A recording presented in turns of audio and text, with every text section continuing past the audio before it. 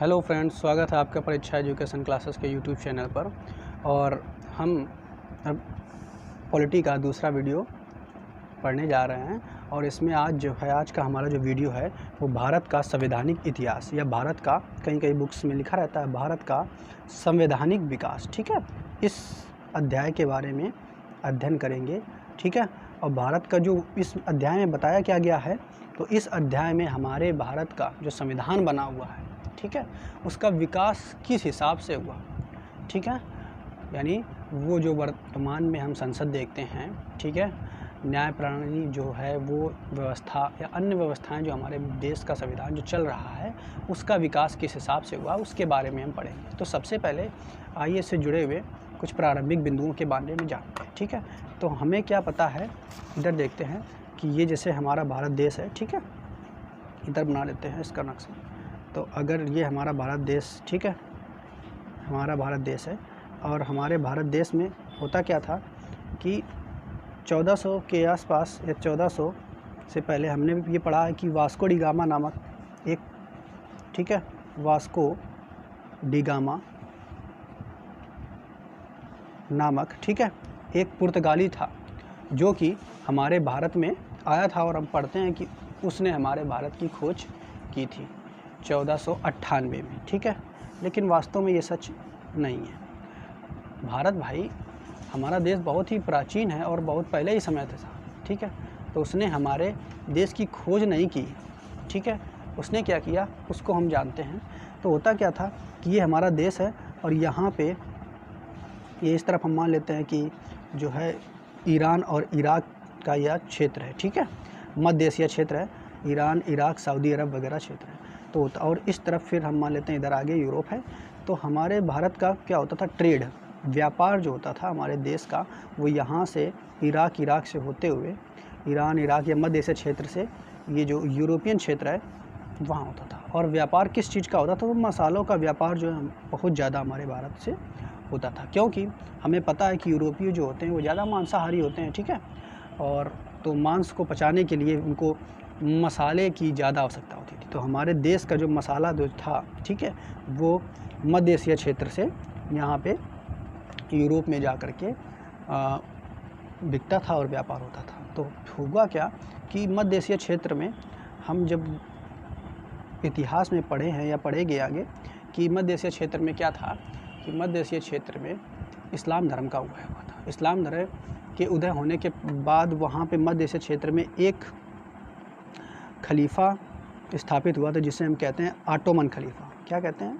Ottoman खलीफा। ठीक है, तो ऑटोमन खलीफा, तो इसी क्षेत्र से व्यापार जब होता था तो हुआ क्या कि जब ये ऑटोमन खलीफा यहाँ पे आया, इस क्षेत्र में आ गया, तो इसने क्या कर दिया, कुछ कड़े नियम बना दिए। अब वो कड़े नियम क्या बना दिए कि जो भारत से व्यापार होता है उसका हम बहुत ज़्यादा टैक्स लेंगे। ठीक है, हमारे जो जगह से, चूँकि यहाँ से, चूँकि यही भूभाग था और इधर तो सब समुद्री मार्ग था नीचे, और है ही अभी भी यहाँ पे समुद्री मार्ग सब है।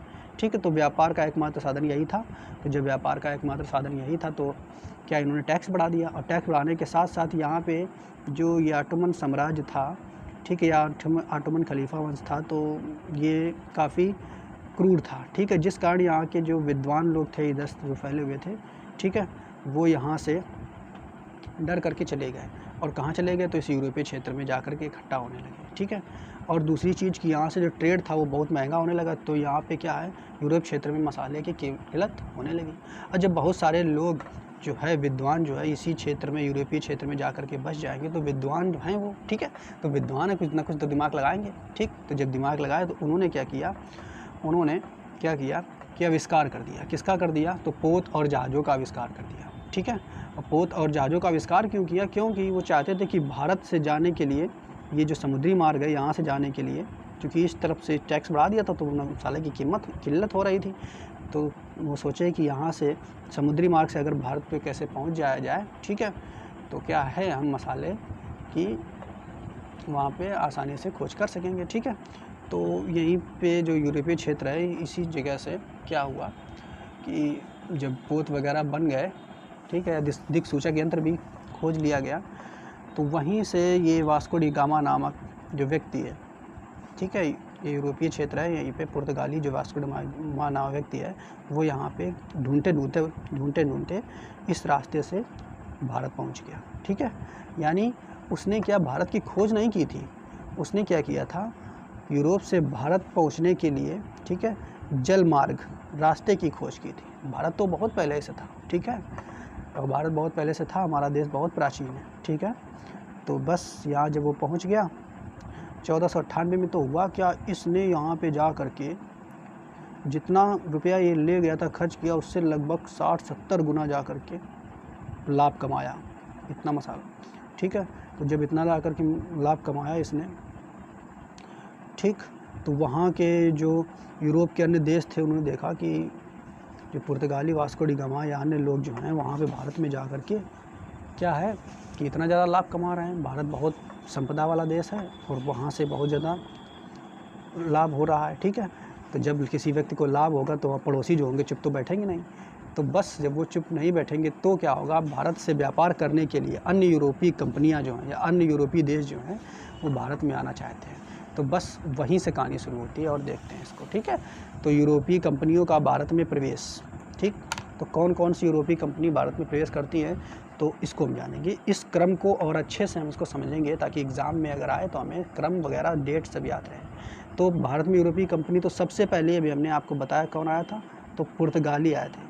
पुर्तगाल में ये वास्को डी गामा जिसको कहते हैं कि भारत की खोज इसने की, तो खोज नहीं की थी, समुद्री मार्ग की खोज इसने केवल की थी। ठीक है, तो ये पुर्तगाली कब आए थे, तो 1498 में आए थे। कब आए थे, ठीक है, 1498।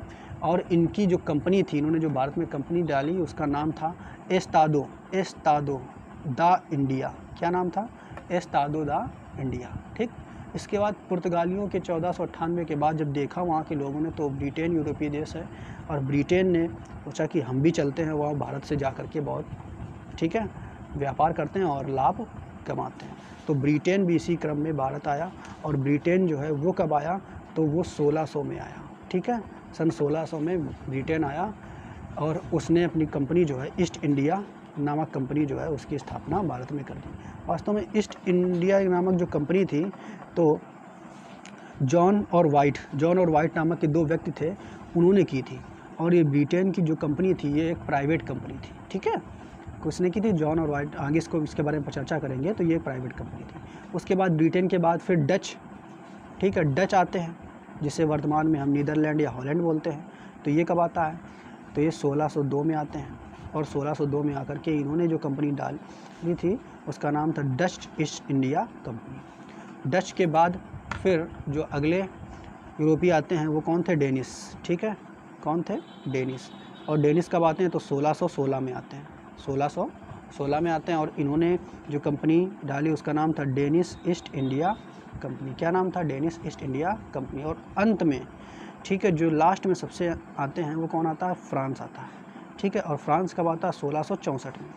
ठीक है, 1664 में आता है।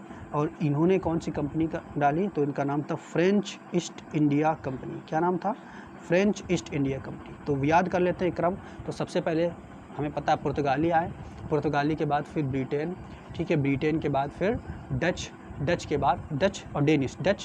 डच छोटा है तो पहले आया, फिर डेनिस बाद में। ठीक है, फिर उसके बाद कौन आया, फ्रांस आया। ठीक, तो पुर्तगाल कब आया, तो बिल्कुल इसका सन भी याद कर सकते हैं, पुर्तगाल आया। ठीक है, पुर्तगाली कब आया, तो 1498 में, ये बिल्कुल याद रहेगा वास्को डी गामा से। फिर उसके बाद 1600 में आया ब्रिटेन के बाद फिर 1602 में, 2 साल बाद कौन आया, डच आया। डच के बाद डेनिस 1616 में आए, 1616 याद करेंगे आप, डेनिस कब आएंगे, 1616 में। ठीक है, फिर उसके बाद फ्रांस 16 चौके 64। ठीक है, तो 1664 में है। तो ये क्रम पेपर में पूछ लिया जाता है, इसको ऑब्जेक्टिव में दे देंगे क्रम बदल करके और आपको सही अरेंज करना होता है और सन भी आपको याद हो गया। ठीक है, कंपनी भी याद हो गई। तो अब आइए थोड़ा सा जान लेते हैं ब्रिटिश ईस्ट इंडिया कंपनी के बारे में, क्योंकि ब्रिटिश ईस्ट इंडिया कंपनी जो है वो भारत में बहुत ज़्यादा समय तक व्यापार करती है और बहुत ज़्यादा समय तक रहती है। बाकी कंपनियां तो कमज़ोर पड़ जाती हैं और ये भारत को गुलाम बना लेता है ब्रिटेन। ठीक है, तो इसके बारे में जानते हैं, इसके थोड़े इतिहास के बारे में जानते हैं ब्रिटेन के। तो क्या ब्रिटिश ईस्ट इंडिया कंपनी जानेंगे। ठीक है, तो ब्रिटिश ईस्ट इंडिया कंपनी आई कब, तो ब्रिटिश ईस्ट इंडिया कंपनी जो है वो आई थी 31 दिसंबर सन 1600 में आई थी। 31 दिसंबर सन 1600 में आई थी। और तो ब्रिटिश ईस्ट इंडिया कंपनी की स्थापना किसने की थी? तो जॉन वाट, क्या नाम है? जॉन वाट और जॉर्ज वाइट। जॉन वाट और जॉर्ज वाइट नाम के 2 व्यक्ति थे, ठीक है, इन्होंने स्थापित की थी। और जब इन्होंने इस कंपनी, इसको वाट वाइट करके याद कर सकते हैं, या पूरा नाम भी आप याद कर सको तो अच्छी बात है। तो इन्होंने क्या किया कि जब इन्होंने स्थापित की तो वहाँ ब्रिटेन की जो महारानी थी एलिजाबेथ प्रथम, उस समय जो एलिजाबेथ प्रथम थी, उनसे इन्होंने आज्ञा ली कि हमें भारत में जाकर के व्यापार करना है और इसके लिए हमें आज्ञा दीजिए। तो ब्रिटेन की महारानी एलिजाबेथ ने 15 वर्षीय जो चार्टर है वो इनको दिया, यानी 15 वर्षीय व्यापार करने की अनुमति भारत में दे दी, ठीक है। तो ये प्रश्न यहाँ से बन सकता है कि जब भारत में ईस्ट इंडिया कंपनी की स्थापना हुई थी तो ब्रिटेन की महारानी कौन थी? तो आपको याद रखना एलिजाबेथ प्रथम, ठीक है। इसके बाद इसके बाद कहानी शुरू होती है कि जब ब्रिटेन से ये लोग आए, ईस्ट इंडिया कंपनी को स्थापित किए, तो इनका प्रारंभ में जो मूल कारण था वो व्यापार करना था, लेकिन धीरे धीरे इन्होंने अपने पांव जो है भारत में जमा लिए और वो व्यापार से, ठीक है, प्रशासन में बदल गए, व्यापार से प्रशासन में बदल लिया इन्होंने और देश में प्रशासन करने लगे, ठीक है। इसी तरीके जैसे कि हमें अपने देश में जो है स्वरोजगार से संबंधित जो चीज़ें हैं, यानी हमारे देश में उत्पादित होने वाली चीज़ें हैं, उन्हीं को बढ़ावा देना चाहिए, ठीक है, ना कि विदेशी चीज़ों। यानी हमें इतनी जानकारी होनी चाहिए कि वर्तमान में जो चाइना का दबदबा हमारे देश में बहुत ज़्यादा है, ठीक है, और बहुत ज़्यादा ट्रेड जो है चाइना से भारत का होता है और बहुत ज़्यादा मुनाफा चाइना हमारे देश से कमा रहा है, ठीक है। तो वो इसी तरीके से कि अभी केवल व्यापार है, लेकिन हम लोग क्या देखते हैं कि हम लोग सिर्फ ये देखते हैं कि चीज़ जो है सस्ती है, ठीक है, ये नहीं देखते किस देश की है, हमारे मूल देशवासियों ने बनाई है या विदेशियों ने। तो वास्तव में एक जिम्मेदार नागरिक होने के नाते हमें अभी भी ये देखना है कि हमें जो ट्रेड करना है या चीज़ें जो लेना है, ठीक है, या ख़रीदना है, वो अधिकतर प्राथमिकता हमें अपने देश की चीज़ों को ही देना चाहिए, जो भारत में, ये भारत की हो या भारत की बनी हो, ठीक है।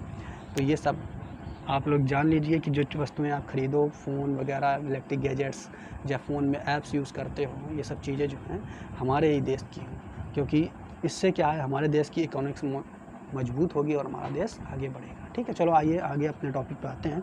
तो ब्रिटेन द्वारा जब ये इनको चार्टर मिल गया 15 वर्ष का भारत में जाकर के व्यापार करने का, तब भी लेकिन ये आए और आने के पश्चात व्यापार करने लगे, लेकिन कहानी अब शुरू होगी कि इन्होंने क्या किया। उस समय 23 जून 1757 में इन्होंने क्या कर दिया, युद्ध लड़ दिया, और उस युद्ध का नाम ये इतिहास में लिखा गया है, बहुत ही महत्वपूर्ण है, प्लासी का युद्ध। तो प्लासी का युद्ध लड़ा गया, और इस युद्ध में क्या था कि इस युद्ध में मुग़ल बादशाह, ये युद्ध जो लड़ा गया वो किसके बीच लड़ा गया? तो ब्रिटिश ईस्ट इंडिया कंपनी, उस समय ब्रिटिश ईस्ट इंडिया कंपनी का जो गवर्नर था वो रॉबर्ट क्लाइव था, और किसके विरुद्ध लड़ा गया? तो सिजाउद्दौला के साथ ये लड़ा गया। ब्रिटिश ईस्ट इंडिया कंपनी और सिजाउद्दौला के बीच ये लड़ा गया। और हुआ क्या, इस युद्ध में सिजाउद्दौला जो थे वो हार गए। क्यों हार गए? क्योंकि इनका जो मंत्री एक ये था मीर जाफ़र, ठीक है, ये धोखेबाज निकला और इसने जा कर के, ठीक है, इसका साथ रॉबर्ट क्लाइव का दे दिया, और इस वजह से क्या है, सिजाउद्दौला जो है वो हार गए प्लासी का युद्ध, जो कि 1757 में हुआ था। और अंग्रेज़ों का यहाँ से जो है भारत पे धीरे धीरे जो व्यापार है वो प्रशासन में बदलने लगा। उसके बाद अभी भी सत्ता जो है पूरी तरीके से नहीं स्थापित की थी, और इसके बाद अगला युद्ध जो है इन्होंने फिर लड़ा 22 अक्टूबर को। और कब लड़ा? तो 1764 में। ये डेट आपको याद रखनी है, बहुत बार एग्ज़ाम में पूछा गया। 22 अक्टूबर 1764 को भारत से युद्ध लड़ा, और ये युद्ध जो था इसको कहते हैं बक्सर का युद्ध, ठीक। तो ये युद्ध किसके बीच लड़ा गया? तो ये भी ब्रिटिश ईस्ट इंडिया कंपनी का एक गवर्नर था, जिसे हम कहेंगे हेक्टर मुनरो। क्या कहेंगे? Hector Munro. और संयुक्त सेना का मतलब इसमें कोई एक राजा नहीं था, 3 राजा थे, ठीक है। और वो 3 राजा कौन कौन थे? तो मुग़ल के जो बादशाह थे वो कौन थे? शाह आलम, ठीक है। किसके किसके बीच पर लड़ा गया है? तो याद रखना है, मुग़लों के बीच, ठीक है, अवध के राजा के बीच और बंगाल के, ठीक है, नरेश के बीच। तो मुग़ल जो शासक था वो कौन था? शाह आलम द्वितीय। अवध का नरेश कौन था? शुजाउद्दौला। कौन था? शुजाउद्दौला। तो यहाँ बिल्कुल याद रखना है, इसमें शुजाउद्दौला है और इसमें शुजाउद्दौला है, ठीक है, इन दोनों में कंफ्यूज नहीं होना है, शुजाउद्दौला, ठीक है। और इधर देखते हैं, और बंगाल का जो शासक था वो कौन था? मीर कासिम। यहाँ भी बिल्कुल आपको नाम है देखना, ये मीर कासिम और मीर जाफ़र अलग था। मीर जाफ़र जो शुजाउद्दौला का मंत्री था, ठीक है। तो इसमें भी जब युद्ध होता है, तीनों मिल करके जब लड़ते हैं हेक्टर मुंडे से, तब भी इसमें क्या है? ब्रिटेन की जो है जीत हो जाती है। और जब जीत जाती है तो लगभग सत्ता जो है अब किसके पास आ जाएगी? हेक्टर मुंडो के पास या ब्रिटिश ईस्ट इंडिया कंपनी के पास। तो ब्रिटिश ईस्ट इंडिया कंपनी करती क्या है कि ये आगे एक इलाहाबाद की संधि करते हैं 1765 में, ठीक है, इलाहाबाद की संधि करते हैं 1765 में। और इस संधि में क्या दैद शासन जो है ये लगाते हैं। तो दैद शासन में होता क्या था, इसको समझ लेते हैं। मतलब जो मेन क्षेत्र था, जैसे मुग़ल, तो मुग़ल का बादशाह शाह आलम या अवध या बंगाल, ठीक है।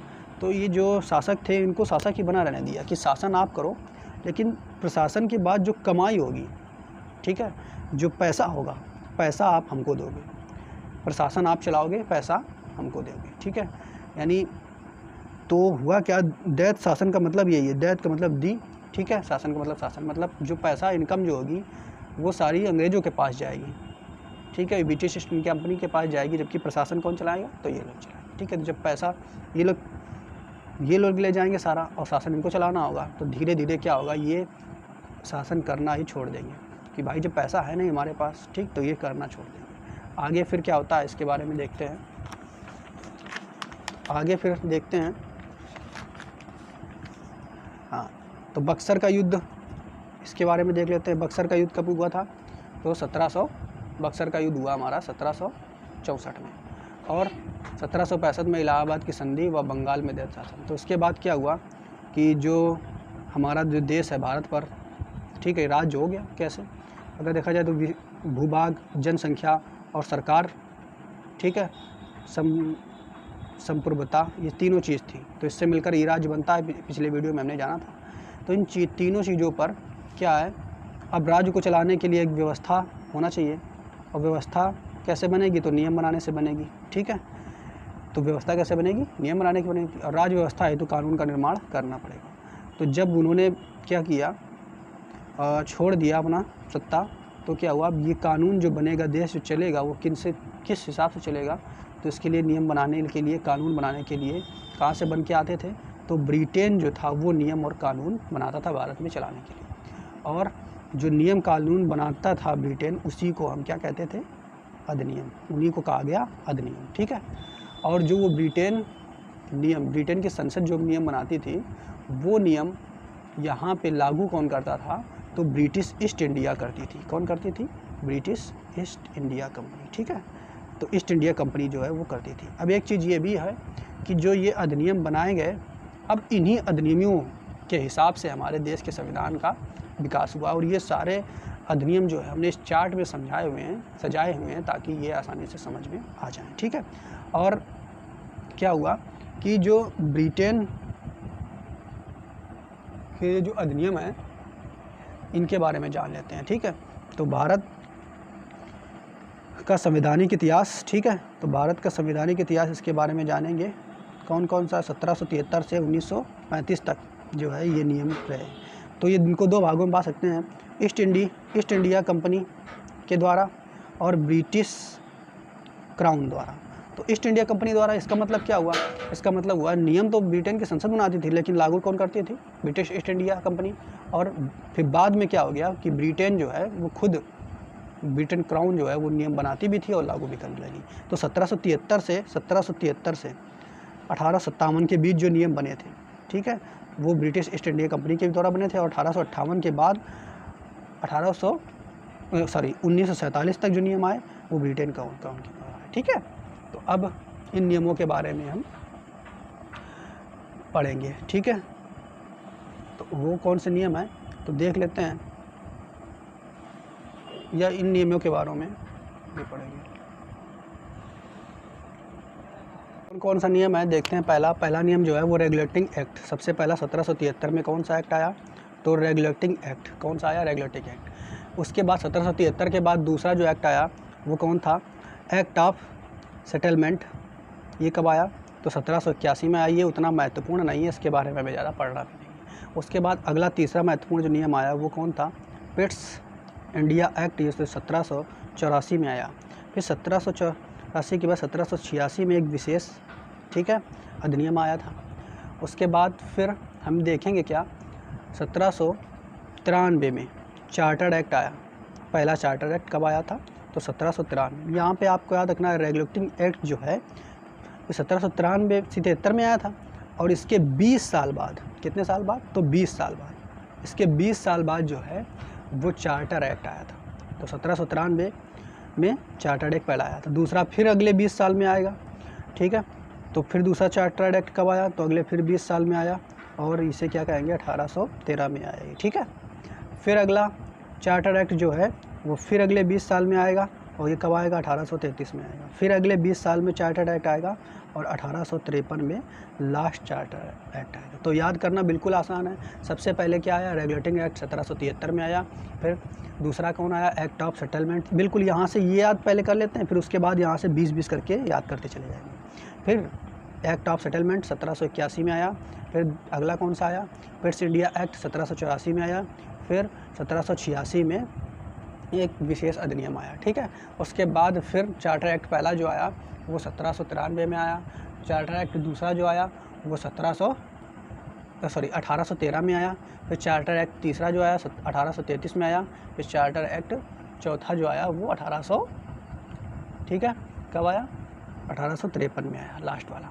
इसके बाद 1853 के बाद जो 1857, ठीक है, की क्रांति हुई थी, उस क्रांति के पश्चात जो है ब्रिटिश प्रशासन जो है वो पूरी तरीके से हिल गया था। यानी भारत वो इतना बड़ा क्रांति हो गई थी कि ब्रिटेन जो है उससे लगने लगा कि भारत लग रहा है उसके हाथों से निकल जाएगा। तब ब्रिटेन ने सत्ता सीधे अपने हाथों में ले ली, और उसके बाद जो 1857 के बाद यानी 1858 से 1947 के बीच जो उन्होंने अधिनियम बनाए, ठीक है, वो ब्रिटिश क्राउन के द्वारा है, और उनको हम जान लेते हैं। तो पहला जो है भारत शासन अधिनियम कब आया, तो 1858 में आया। कब आया, 1858 में आया पहला, ब्रिटेन के द्वारा।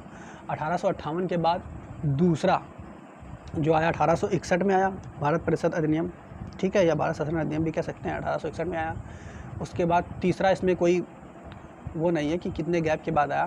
फिर तीसरा जो है वो कब आया, भारत शासन अधिनियम 1892 में आया। कब आया, 1892 में आया।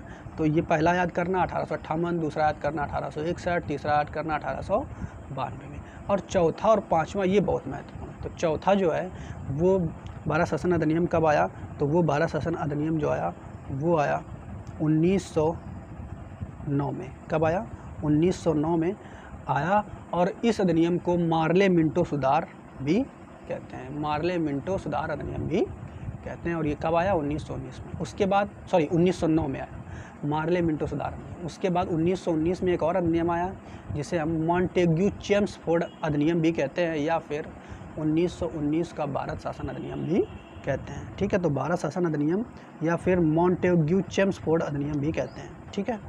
तो इसको जानेंगे, मॉन्टेग्यू चेम्सफोर्ड और मार्ले मिंटो इसे क्यों कहते हैं, ये आगे हम पढ़ेंगे जब इनके डिटेल में, ठीक है। और उसके बाद अंतिम जो है अधिनियम कब आया, तो अंतिम अधिनियम जो आया वो भारत शासन अधिनियम 1935 आया। और ये जो भारत शासन अधिनियम 1935 है, इसी अधिनियम से, भारत शासन अधिनियम 1935 जो है, इसी अधिनियम से हमारे देश के बहुत जो संविधान है, वर्तमान संविधान जो है, बहुत सारे कानून इसी से लिए गए हैं, ठीक है, जो बनाए गए हैं पॉइंट। उसके बाद अन्य और आए 1935 के बाद, ठीक है। तो हमारे संविधान के विकास में तो कौन आया पहला, सबसे पहला इसमें भी देख लेते हैं अलग, ठीक है। अगस्त प्रस्ताव 1940 में आया। फिर उसके बाद अगस्त प्रस्ताव के बाद दूसरा क्रिप्स मिशन, ठीक है, ये 1942 में आया। फिर उसके बाद बेवल योजना 1945 में आया। फिर शिमला समझौता शिमला समझौता भी 1945 में आया। फिर कैबिनेट मिशन, यानी हमारा संविधान बनाने के लिए कैबिनेट का गठन इसके तहत किया गया, ये 1946 में आया। अब फिर लास्ट जो है वो माउंट बेटन योजना जो आई 1947 में आई। ठीक है, तो ये बिल्कुल आपको याद कर लेने हैं, 3 करके 3 इनको याद करना है, 3 फिर इन्हें याद करना जो है, फिर उसके बाद लास्ट में इनको याद कर लेना है। ठीक है, तो उम्मीद करते हैं वीडियो आपको पसंद आया होगा, और पसंद आ रहा है तो वीडियो को लाइक, शेयर और सब्सक्राइब कीजिए। आगे के वीडियो में हम इन सभी अधिनियमों के बारे में डिटेल से पढ़ेंगे। तो बहुत बहुत धन्यवाद आपका।